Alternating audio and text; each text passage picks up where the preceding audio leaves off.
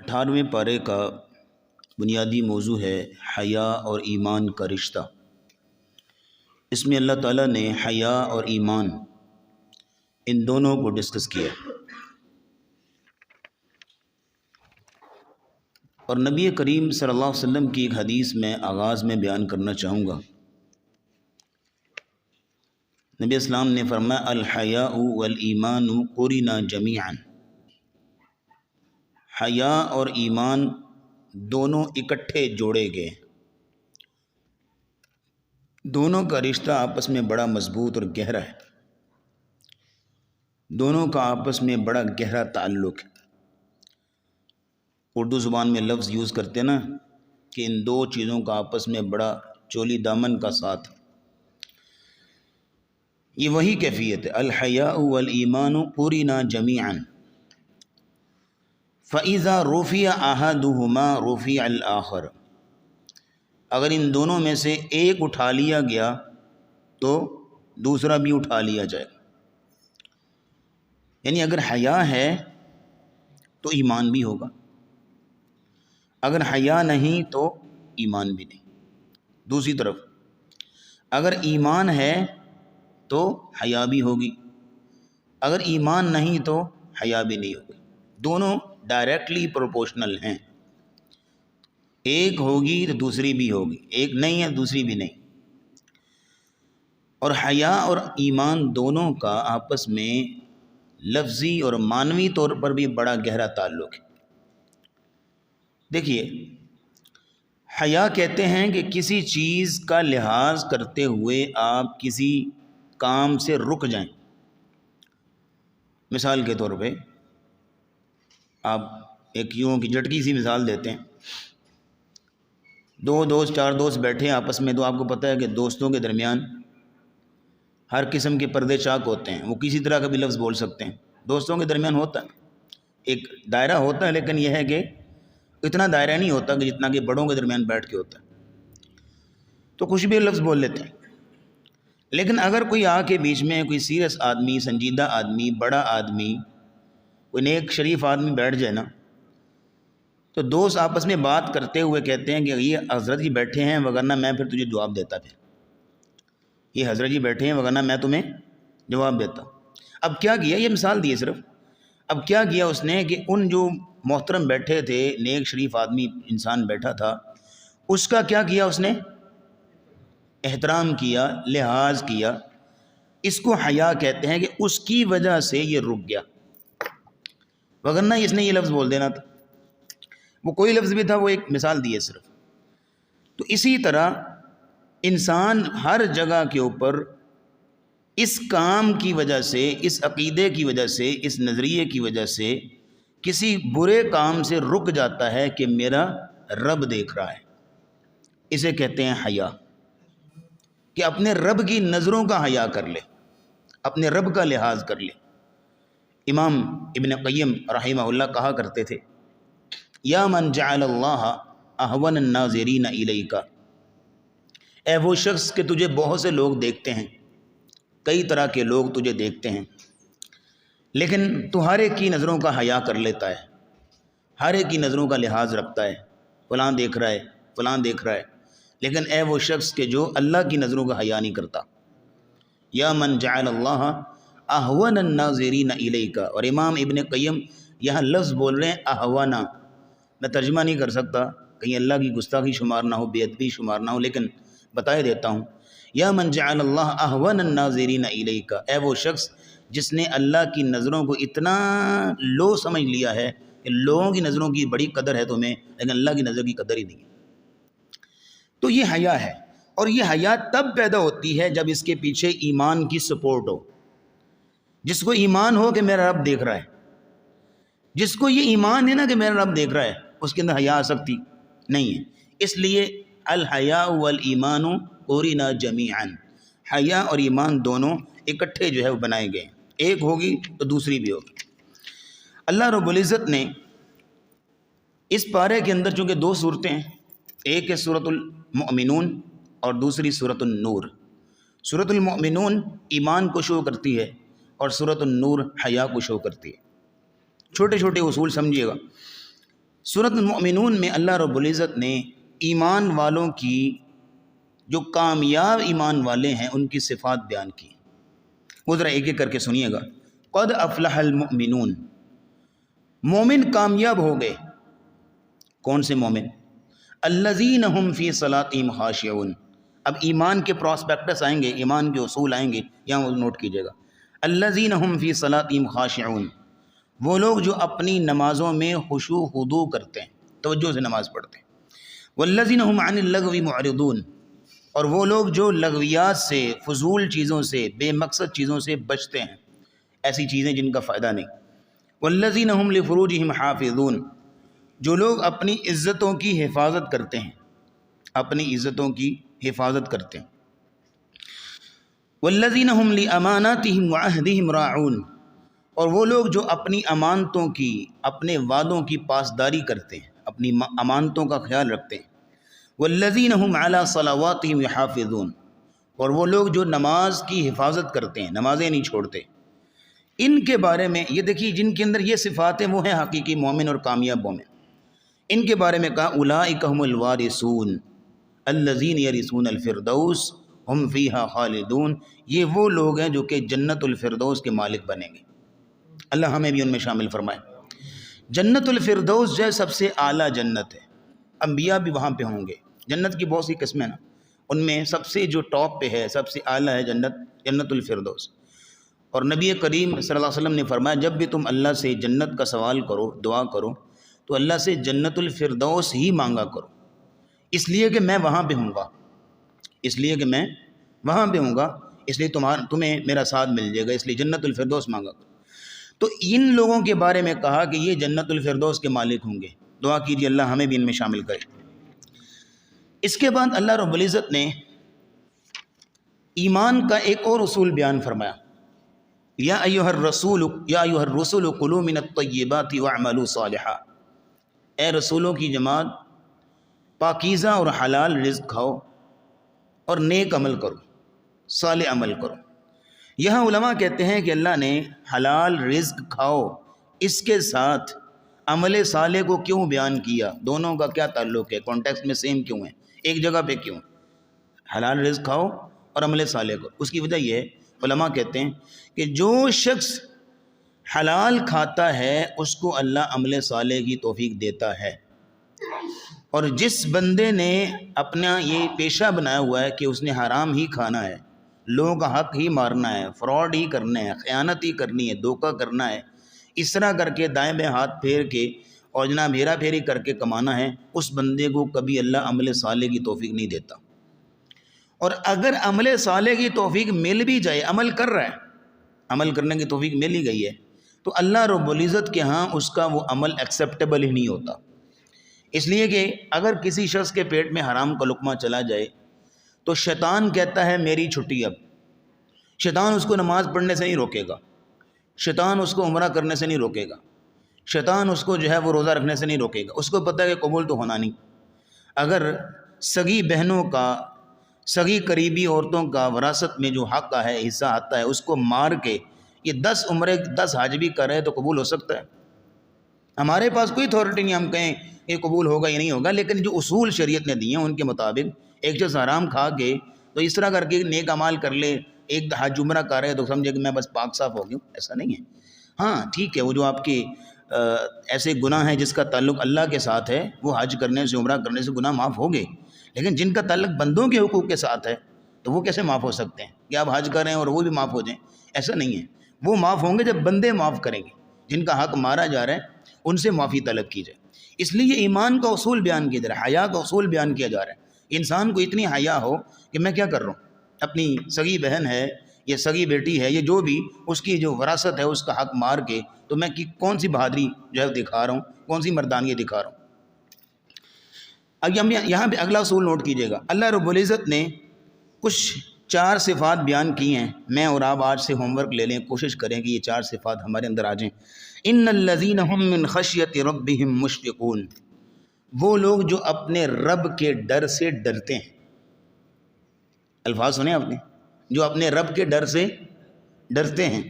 وَهُمْ بِرَبِّهِمْ لَا يُشْرِكُونَ، اور وہ اپنے رب کے ساتھ کسی کو شریک نہیں ٹھہراتے۔ وَهُمْ بِآيَاتِ رَبِّهِمْ يُؤْمِنُونَ، اپنے رب کی آیتوں پر ایمان رکھتے ہیں۔ 3 باتیں ہوں گی۔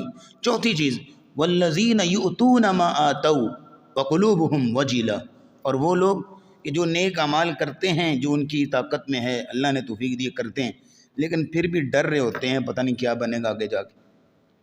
سیدہ عائشہ نے پوچھا یا رسول اللہ یہ کون لوگ ہیں؟ یہ کوئی چوری کرنے والے ہیں، شراب پینے والے ہیں، یہ کیوں ڈر رہے ہیں؟ نیک اعمال بھی کرتے ہیں پھر بھی ڈر رہے ہیں۔ تو نبی اسلام نے فرمایا کہ یہ وہ لوگ ہیں کہ جو محنت کرتے ہیں اپنی، لیکن اس بات کا ڈر لگا رہتا ہے اگر قیامت کے دن رب کے سامنے کھڑے ہو گئے اور رب نے کہا کہ کچھ بھی قبول نہیں تو کیا بنے گا، اس بات کا ڈر ہے، قبولیت کی فکر ہے۔ یہ 4 صفات جن کے اندر ہیں، اللہ رب العزت نے ان کے بارے میں مہر لگائی، فرمایا اولئک یسارعون فی الخیرات، یہ وہ لوگ ہیں جو کہ اصل خیر کے کاموں میں آگے بڑھنے والے ہیں، اصل نیکی کے کاموں میں آگے بڑھنے والے۔ اللہ رب العزت ہمیں بھی ان میں شامل فرمائے۔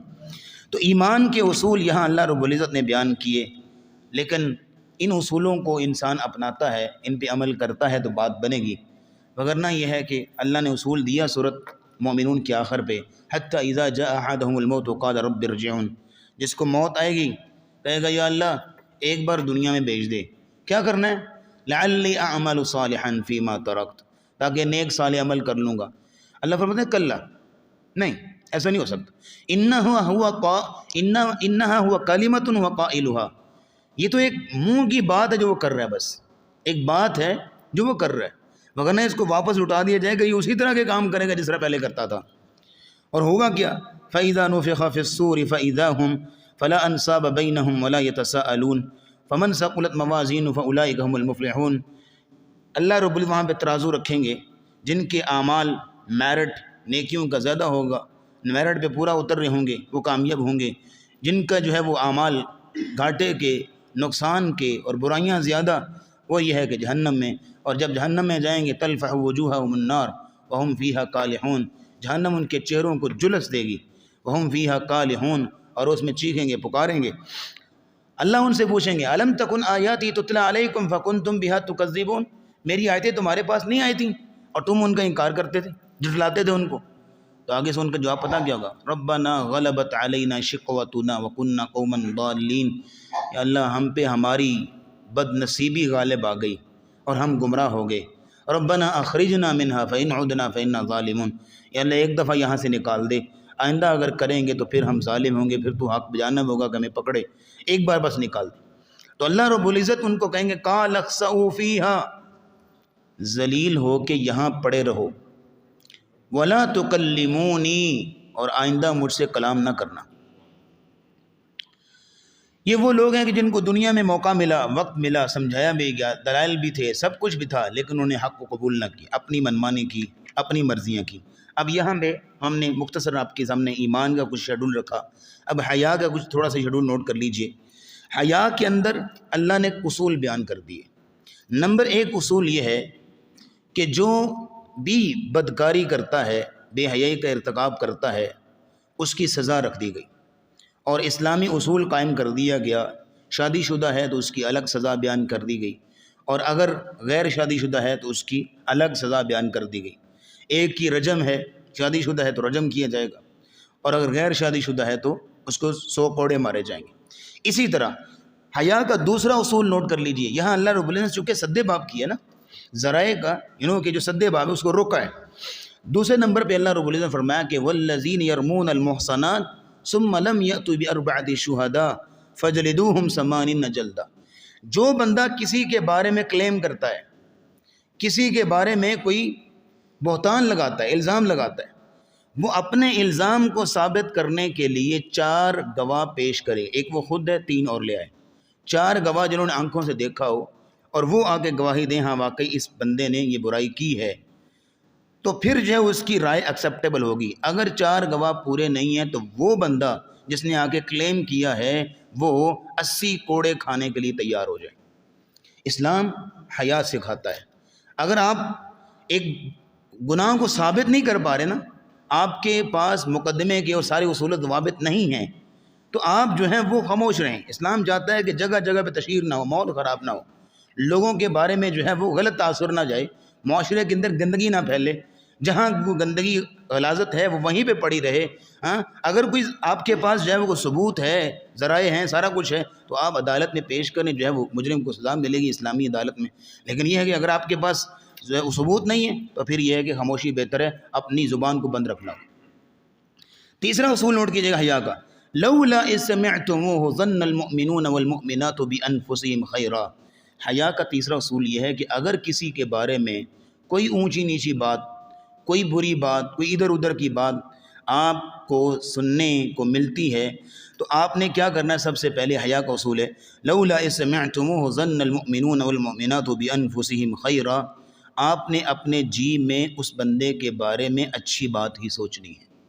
حسن ظن ہوتا یہ ہے کہ ایک بندے کے بارے میں بات شروع ہوئی تو ہوتا یہ ہے کہ ہم بھی اس میں اپنا حصہ ڈالنا فرض سمجھتے ہیں، اور غیبت بڑھتے بڑھتے بڑھتے وہ محفل جو ہے بڑھتے بڑھتے بڑھتے ایک ادھر سے دلیل آ رہی ہے، ادھر سے، اور یہاں اچھا میں نے بھی دیکھا تھا، اچھا میں تو پہلے سے جانتا تھا اس کو، اچھا میں تو سمجھتا تھا کہ یہ ایسے ہی بندہ ہے، اچھا اب ایسے کرتے کرتے مزید جو ہے وہ دلائل اکٹھے ہونا شروع ہو جاتے ہیں۔ ایسا نہیں ہے، حیا کا تقاضا یہ ہے کہ جب بات سننے کو ملے، ظن المؤمنون والمؤمنات، مومن جو بندہ ہوتا ہے حیا والا، بانفسہم خیرا، وہ خیر کہتا ہے، بھئی ایسا نہیں ہے، وہ اچھا انسان ہے، وہ ایسا نہیں کر سکتا، انسان سے غلطی ہو سکتی ہے، تو آپ اس کو جو ہے وہ بات کو ٹھپ رکھیں، آپ نہ بولیں اس بارے میں۔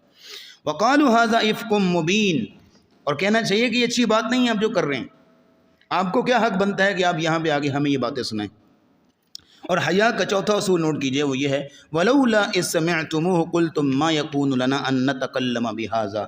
یہ بھی وہی اسی سے ملتا جلتا چوتھا اصول ہے کہ جب بھی آپ کسی کے بارے میں ایسی بات سنیں آپ فوراً کہیں ما يكون لنا ان نتكلم بهذا، ہمارے یہ لائق ہی نہیں ہے کہ ہم اس طرح کی باتیں کریں۔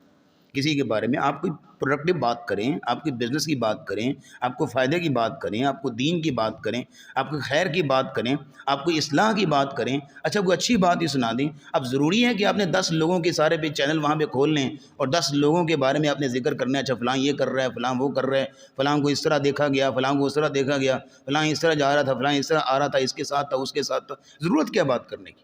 ایک مومن کے پاس، ایک حیا والے بندے کے پاس اتنا وقت نہیں ہے کہ لوگوں کے بارے میں تبصرے کرے۔ تو ما یکون لنا ان نتکلم بہذا، یہ چوتھا اصول یہ دیا گیا کہ آپ نے کسی صورت بھی ہم بات نہیں کرنی۔ سبحانک ھذا بہتان عظیم، یہ بہت بڑا بہتان جو تم لگا رہے ہو، اس کو جو ہے وہ خاموشی رکھو۔ یعظکم اللہ ان تعودوا لمثلہ ابدا، اللہ تمہیں نصیحت کرتا ہے کہ آئندہ ایسے کام نہ کرو، ان کنتم مؤمنین، اگر تم مومن ہو، اگر تمہارے اندر ایمان ہے، حیا ہے۔ حیا کا پانچواں اصول نوٹ کر لیجئے گا، اللہ رب العزت نے اصول یہ دیا ہے کہ اللہ بے حیائی کو روکنا چاہتے ہیں۔ سنیے ذرا، ان الذین یحبون ان تشیع الفاحشہ، جو لوگ لوگوں کے درمیان فحاشی پھیلانا چاہتے ہیں، بے حیائی پھیلانا چاہتے ہیں، لہم عذاب علیم فی الدنیا والآخرہ، ان کے لیے دنیا میں بھی اللہ نے دردناک عذاب رکھا ہے اور آخرت میں دردناک عذاب رکھا ہے۔ اللہ حیا کو چاہتے ہیں۔ کسی شخص نے کوئی ایسی بات منہ سے نکالی یا کوئی ایسا اشارہ کیا یا کوئی ایسا ایکشن لیا یا اس نے کوئی ایسا عمل کیا جس کی وجہ سے لوگوں کے درمیان بے حیائی پھیلی ہے، تو وہ تیار ہو جائے، لہم عذاب علیم فی الدنیا والآخرہ، اس کے لیے دنیا میں بھی دردناک عذاب ہوگا اور آخرت میں بھی۔ اللہ ہمیں محفوظ فرمائے۔ یہ پانچواں اصول اللہ نے دیا اور فرمایا یا ایھا الذین آمنوا لا تتبعوا خطوات الشیطان، شیطان کے قدموں کی پیروی نہ کرو۔ یہ جو تم جگہ جگہ میں بیٹھ کے باتیں کرتے ہو، شیطان کے قدموں کی پیروی نہ کرو۔ ولولا فضل اللہ علیکم ورحمتہ ما زکا منکم من احد ابدا، اللہ کا شکر ادا کرو، یہ اللہ کی رحمت اور اللہ کا فضل ہے تمہارے اوپر کہ تمہارے بارے میں چرچے نہیں ہو رہے، اللہ نے تمہاری عزت محفوظ رکھی ہوئی ہے۔ اللہ اگر تمہیں پاک نہ رکھتا، تمہاری عزت کو محفوظ نہ رکھتا، تو جو ہے وہ تمہاری عزت کیسے محفوظ رہ سکتی تھی؟ وَلَٰكِنَّ اللَّهَ يُزَكِّي مَن يَشَاءُ، یہ اللہ ہی ہے جس کو چاہتا ہے پاک رکھتا ہے اور اس کی عزت کی حفاظت کرتا ہے، اس لیے مت ایسی باتیں کرو۔ چھٹا اصول نوٹ کیجئے ہے حیا کا، اللہ نے یہاں پہ ہمیں یہ اصول دیا ہے کہ جب بھی گھر میں داخل ہوں کسی کے تو اجازت لے کے، یا ایھا الذین آمنوا لا تدخلوا بیوتا غیر بیوتکم حتی تستأنسوا وتسلموا علی اہلہا، جب تک کہ استئناس نہ کر لو۔ استئناس یہ ہوتا ہے کہ اگلے سے مانوسیت حاصل نہ کر لو، اگلا آپ کو پہچان لے آپ کون ہیں اور اس کے بعد آپ کو اجازت دے دے اور آپ سلام کر کے اندر داخل ہوں۔ اس سے پہلے جو ہے وہ جب تک اگلا نہ کہیں بھی آپ آ جائیں، اس سے پہلے آپ اندر داخل نہیں ہو سکتے۔ فَإِن لَّمْ تَجِدُوا فِيهَا أَحَدًا فَلَا تَدْخُلُوهَا حَتَّى يُؤْذَنَ لَكُمْ فَإِن لَّمْ تَجِدُوا فِيهَا أَحَدًا، جب آپ اس گھر کے اندر کسی کو نہ پاؤ کہ کوئی آگے سے رپلائی نہیں کر رہا، جواب نہیں دے رہا، فَلَا تَدْخُلُوهَا، گھر میں انٹر ہونے کی آپ کو اجازت نہیں ہے، حَتَّى يُؤْذَنَ لَكُمْ، جب تک کہ آپ کو اجازت نہ دے دی جائے۔ وَإِن قِيلَ لَكُمُ ارْجِعُوا فَارْجِعُوا، جب آپ کو کہا جائے کہ آپ لوٹ جائیں، جس سے آپ ملنے آئے وہ گھر میں موجود نہیں ہے، آپ لوٹ جائیں ابھی، تو فرجعوا، آپ لوٹ جائیں۔ اب یہ نہ کہیں کہ بس یہاں تو ماشاءاللہ بڑے بادب لوگ بیٹھے ہیں، وگرنہ کئی گاؤں ایریا میں، دیہاتی ایریا میں تو وہ بالکل ہی ایسے پردہ ہوتا ہے اور پردہ اٹھایا اور اندر سے گھس گئے، ساڈا اپنا گھر ہے پوچھنا نہیں کہڑی گل ہے، سبحان اللہ۔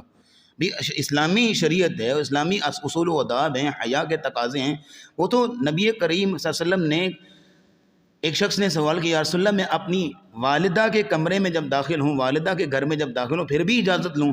تو نبی کریم صلی اللہ علیہ وسلم نے فرمایا تم پسند کرتے ہو کہ اپنی والدہ کو اس حالت میں دیکھو کہ جس حالت میں تم ناپسند کرو؟ یعنی ہو سکتا ہے انسان سو رہا ہوا تو سوتے ہوئے نہیں پتہ چلتا کہ لباس کپڑا کہاں پہ ہے، تو انسان کو نہیں سمجھ آتی، تو اس لیے نبی اسلام نے اپنے والدہ کے گھر جانے کی اجازت دی ہے، تو کسی دوسرے کے گھر میں، تیسرے گھر میں جو غیر محرم خواتین ہیں ان کے گھر میں اجازت نہیں ہوگی بنا۔ یہ حیا کا چھٹا اصول دیا۔ ساتواں اصول اللہ نے پردہ سکھایا ہے، مردوں کا بھی پردہ ہے اور عورتوں کا بھی پردہ ہے۔ مردوں کا پردہ کیا ہے؟ قُل لِّلْمُؤْمِنِينَ يَغُضُّوا مِنْ أَبْصَارِهِمْ، اپنی نظروں کی حفاظت کریں، وَيَحْفَظُوا فُرُوجَهُمْ، اور اپنی عزتوں کی بھی حفاظت کریں، یہ ان کے لیے ذَلِكَ أَزْكَىٰ لَهُمْ، یہ ان کے لیے زیادہ پاکیزہ ہے، إِنَّ اللَّهَ خَبِيرٌ بِمَا يَصْنَعُونَ، اور اللہ تعالیٰ پوری طرح باخبر ہے جو یہ لوگ کرتے ہیں۔ اور یہ مردوں کا پردہ ہو گیا۔ عورتوں کا پردہ کیا ہے؟ عورتوں کی پردوں کی دو قسمیں ہیں، ایک ہوتا ہے پردہ جلباب اور ایک ہوتا ہے پردہ خمار۔ بس مختصر سمجھیے گا، پردہ جلباب وہ ہوتا ہے جس کو آپ آج کے زمانے میں برقع کہا جاتا ہے، جو ایک بڑی چادر ہوتی تھی رسول اللہ کے زمانے میں، خواتین اوپر لے لیتی تھی باہر نکلنے کے لیے، وہ پردہ جلباب ہے جو کہ غیر محرم کے سامنے ہے، جو کہ غیر محرم سے اپنا چہرہ چھپانا، اپنا جسم چھپانا۔ ایک ہوتا ہے پردہ خمار، دوسرا دوپٹہ ہوتا ہے، جو کہ یہاں پہ اللہ نے فرمایا وَلْيَضْرِبْنَ بِخُمُرِهِنَّ عَلَىٰ جُيُوبِهِنَّ، وہ اپنا جو ہے وہ دوپٹہ ہے وہ اپنے سر پہ لیں اور اس کے بعد اپنے جو ہے وہ سینے پہ رکھ لیں، وَلْيَضْرِبْنَ بِخُمُرِهِنَّ عَلَىٰ جُيُوبِهِنَّ۔ یہ پردہ خمار محرم رشتوں کے سامنے ہے، بیٹے کے سامنے ہے، بیٹوں کے سامنے، بھائیوں کے سامنے، باپ کے سامنے، اسی طرح سسر کے سامنے، اسی طرح جو ہے وہ بانجوں کے، بتیجوں کے سامنے، یہ جو محرم رشتے ہوتے ہیں، محرم جو ہے وہ مرد ہوتے ہیں، ان کے سامنے اس نے یہ پردہ خمار کرنا ہوتا ہے، یعنی چہرہ بالکل برہنہ ہے، چہرہ ایسے، اور اسی طرح وہ اپنا دوپٹہ جو ہے وہ ڈالے۔ لیکن پردہ جلباب جو میں نے عرض کیا، جو پورا برقع چہرہ چھپانا ہے اور پورا جو ہے وہ حجاب ہے، وہ غیر محرموں کے سامنے۔ یہ عورت کے پردے کی دو قسمیں ہیں، اللہ رب العزت ہمارے معاشرے کے اندر اس کو رائج فرمائے۔ اس کے بعد 8واں اصول نوٹ کیجئے گا، اللہ رب العزت نے 3 اوقات ایسے بیان کیے ہیں کہ جہاں پہ گھر کے بچوں کو خاص طور پہ نصیحت کی ہے کہ جب وہ جائیں تو اجازت لے کے جائیں۔ 3 اوقات، یا ایھا الذین آمنوا لیستأذنکم الذین ملکت ایمانکم والذین لم یبلغوا الحلم منکم 3 مرات۔ 3 اوقات ایسے ہیں کہ جن میں آپ نے اپنے گھر کے اندر رہتے ہوئے بھی ایک کمرے سے دوسرے کمرے میں جانا ہے تو نوک کر کے اجازت لے کے جانا ہے۔ من قبل صلاۃ الفجر، نماز فجر سے پہلے، کہ رات کو انسان سو رہا ہوتا ہے، نماز فجر سے پہلے، ومن بعد صلاۃ العشاء، اور نماز عشاء کے بعد، اور وحین تضعون ثیابکم من الظہیرۃ، اور دوپہر کے وقت جب قیلولہ کیا جاتا ہے۔ یہ 3 اوقات، اگر کسی گھر کے اندر جو ہے وہ دوپہر کو سونے کا رواج نہیں ہے، وہ صبح کو سوتے ہیں فجر کی نماز کے بعد، تو پھر یہ ہے کہ اس کے مطابق دیکھ لیا جائے۔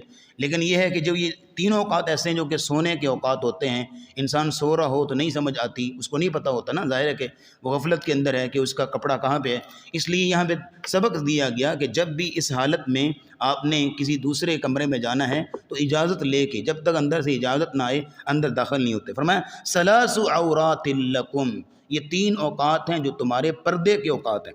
لیس علیکم ولا علیہم جناح بعدہن، لیکن ان اوقات کے علاوہ تم پر کوئی گناہ نہیں ہے، تم آ جا سکتے ہو۔ واللہ علیم حکیم، اللہ رب العزت علم والا ہے اور حکمت والا ہے۔ یہ اللہ رب العزت نے 8 اصول دیے حیا کے، اور 3-4 اصول جو ہے سورہ مومنون میں ایمان کے، حیا اور ایمان کا رشتہ یہاں اللہ رب العزت نے بیان فرمایا۔ اللہ حیا کی ان اصولوں پر عمل کی توفیق دے۔ وآخر دعوانا الحمدللہ رب العالمین۔